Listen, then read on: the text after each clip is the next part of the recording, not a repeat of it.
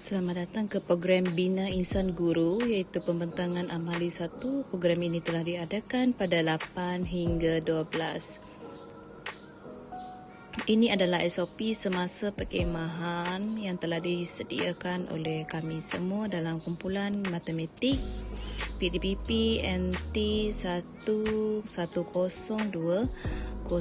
Yang pertama adalah SOP perkhemahan, iaitu sebelum dan selepas perkhemahan. Apa yang kita perlu patuhi iaitu kita kena menyediakan peralatan yang sesuai dan mencari tapak yang lebih sesuai untuk mendirikan kemah. Pastikan api dibuat sekurang-kurangnya 10 kaki dari tapak perkhemahan. Ini adalah semasa SOP berlangsung. Kemudian selepas kita hendaklah lipat kemah dan kemas, simpan semua peralatan selepas digunakan. Pastikan persekitaran bersih sebelum meninggalkan kemah. Ini adalah selepas perkhemahan. Alright, kemudian seterusnya adalah pemilihan tapak perkhemahan. Ini dibawakan oleh kami sekumpulan juga. Pemilihan tapak perkhemahan dekat sini, apa yang terlihat jelas iaitu kita hendaklah memilih tapak yang sesuai, yang rata, yang boleh tempat mendirikan kemah itu dengan selamat untuk kita duduki. Yang pertama adalah rata dan lapang lah. Kemudian tempat dia adalah terlindung daripada tiupan angin yang berterusan. Dan seterusnya, yang ketiga, mendapat pancaran cahaya matahari. Kemudian yang keempat, kita elakkan kawasan lembap dan berair. Dan kelima, elakkan kawasan tebing tinggi dan curam kerana ini sangat membahayakan kita. Semasa perkhemahan pula, apa yang kita kena adalah tipsnya pemasangan kemah. Yang pertama tadi, pastikan peralatan semua lengkap lah. Kemudian pastikan ungu api berada di 10 kaki atau lebih daripada kemah. Dan seterusnya kita melihat cara mendirikan kemah, itu pastikan anda tidak makan di dalam kemah. Ingat tu, tidak makan di dalam kemah. Kemudian sisa makanan haruslah ditimbus selepas habis saja perkhemahan.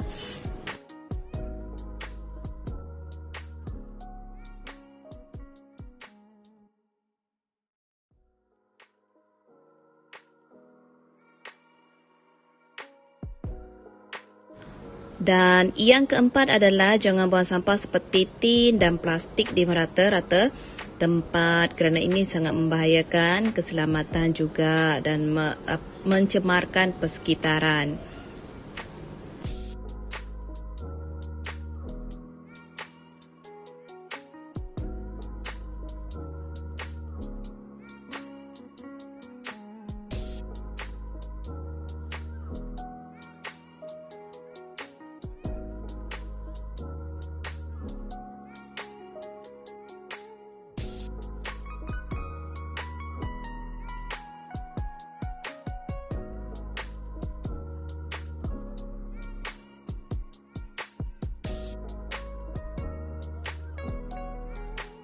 Dalam aktiviti perkhemahan juga, kita adalah mempunyai jenis-jenis ikatan yang kita gunakan, iaitu ikatan simpul mano, ikatan simpul mati, iaitu clove-hitch knot, simpul tindih kasih, iaitu ball line knot, dan seterusnya ikatan seraya gunting, iaitu square lashing.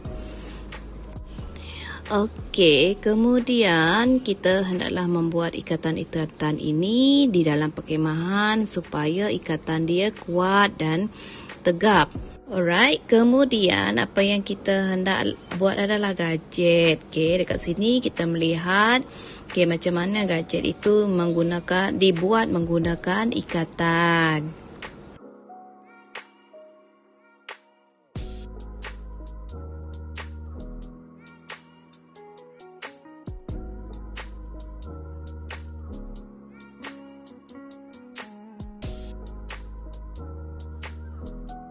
Untuk pembinaan gadget pula, jadi kita lihat dekat sini, Okey, yang pertama kita hendaklah mempunyai tali, itu yang mesti utama dia. Okey, macam mana pembinaan gadget dilakukan? Kita tengok dekat video yang telah disediakan.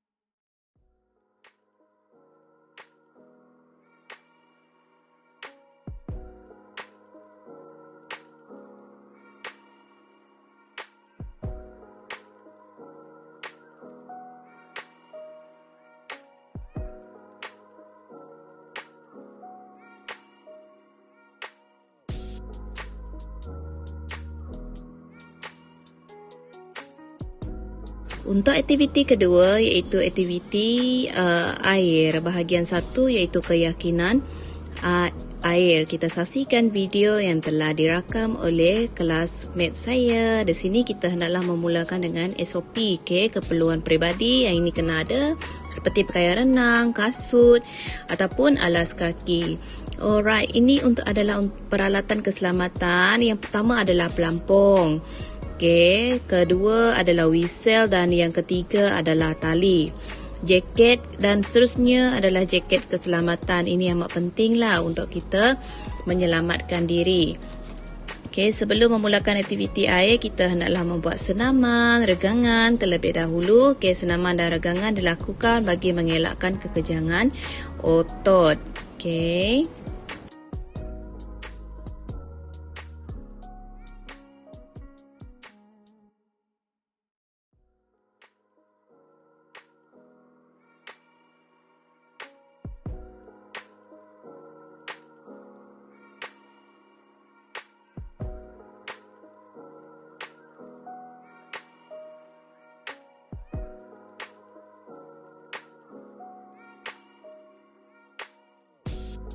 Dan seterusnya adalah SOP pemakaian jaket keselamatan. Ini sangat pentinglah. Sebelum menggunakan jaket keselamatan, kita perlu buat apa?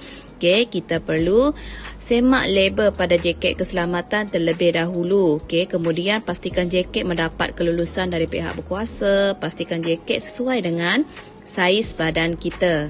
Seterusnya, pastikan jaket keselamatan berada dalam keadaan yang selamat. Tiada bahagian rosak, koyak atau berkulat. Guna jaket keselamatan dengan betul. Dan pastikan kita selesalah menggunakan jaket untuk sebelum kita memulakan aktiviti air. Saksikan video tersebut.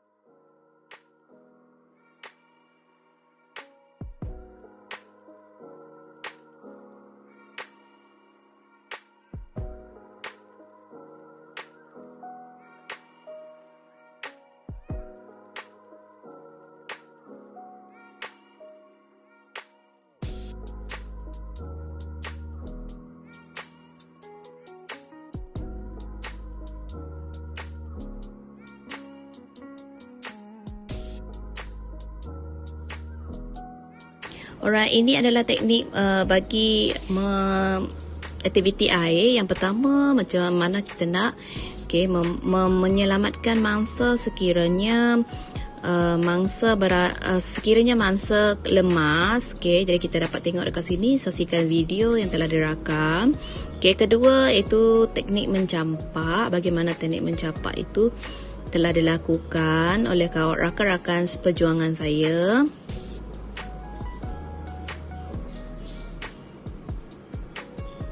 Dan yang ketiga, teknik menunda penyelamat mahir berenang. Saksikan di dalam video. Teknik ini digunakan untuk menyelamat penyelamat yang mahir berenang. Penyelamat berenang menghampiri mangsa, kemudian merangkul leher mangsa dari belakang dan menuna mangsa ke tebing. Teknik asas berenang. Jadi kita lihat dekat sini, teknik asas berenang bagaimana.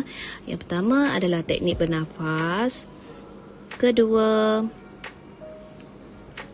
adalah teknik mengapungkan diri, dan seterusnya yang ketiga adalah teknik meluncur laju.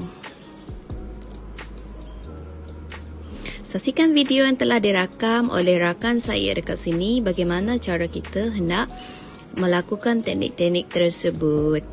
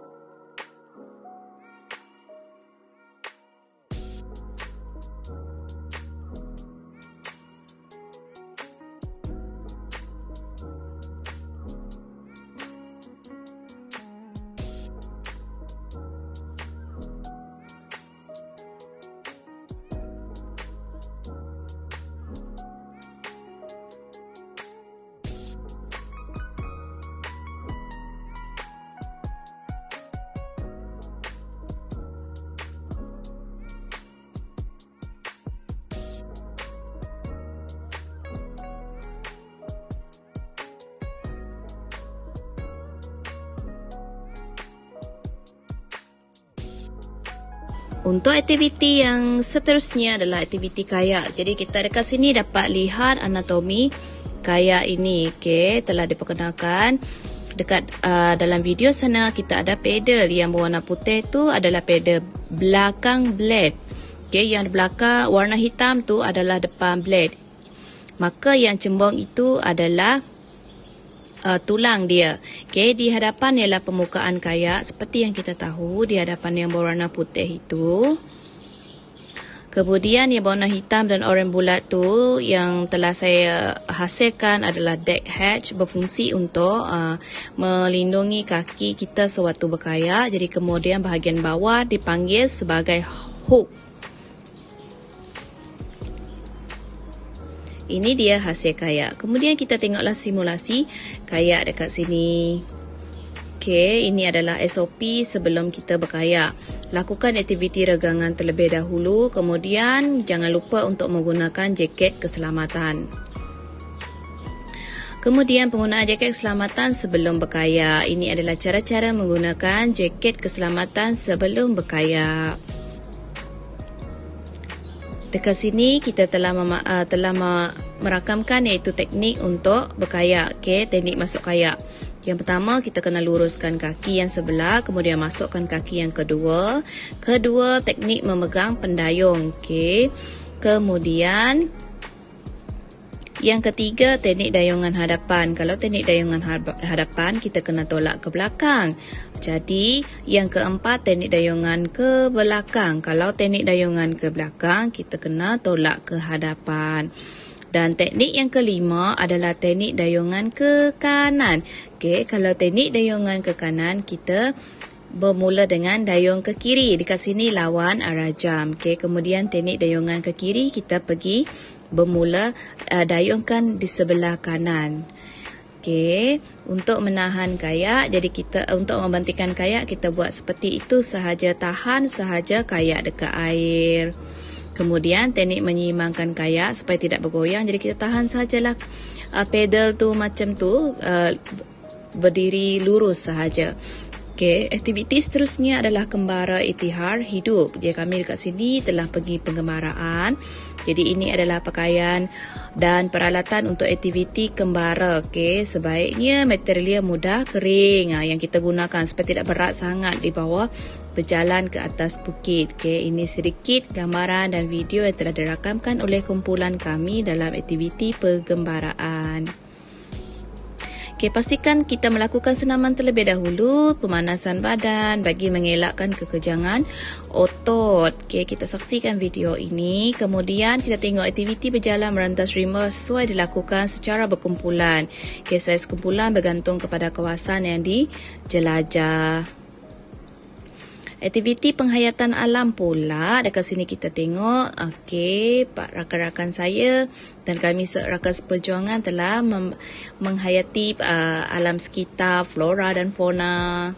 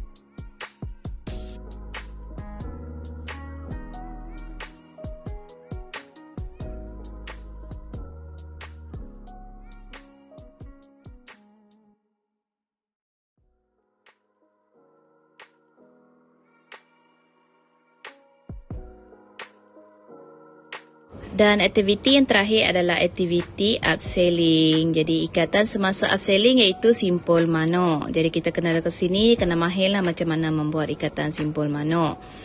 Alright. Kemudian kita saksikan bagaimana ikatan simpul mano itu dilakukan.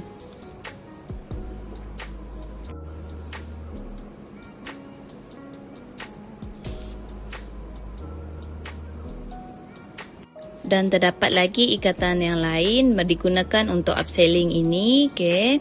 Selain daripada ikatan simpul mano, kita juga ada ikatan-ikatan yang lain.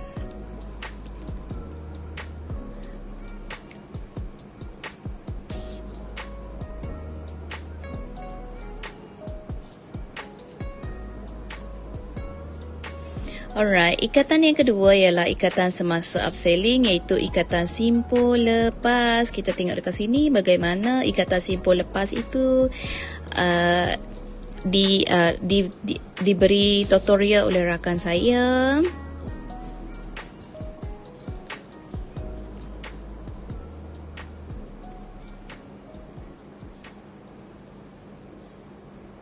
Kemudian ikatan yang ketiga ialah simpulan egg.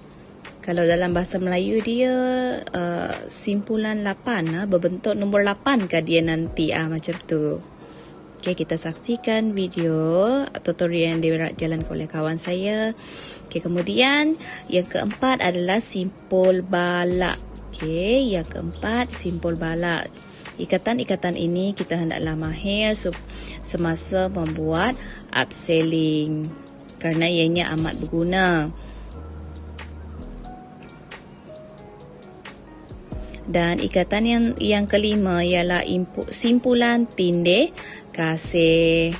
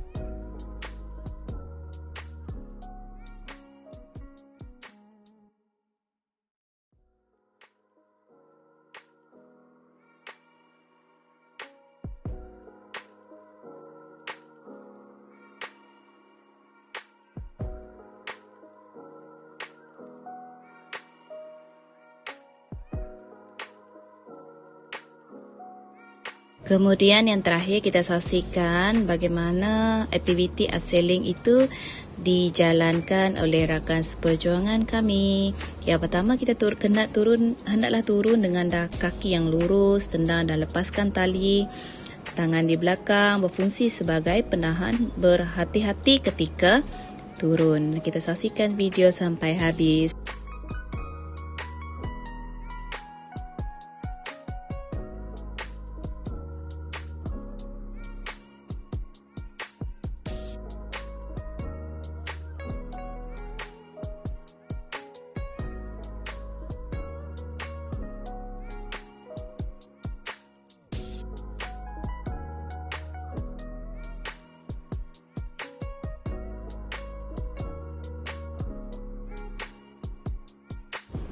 Selepas upselling, pertama kita kena keluarkan karabiner dan DH. Kedua, lepaskan tali safety iaitu ikatan tindih kasih tersebut.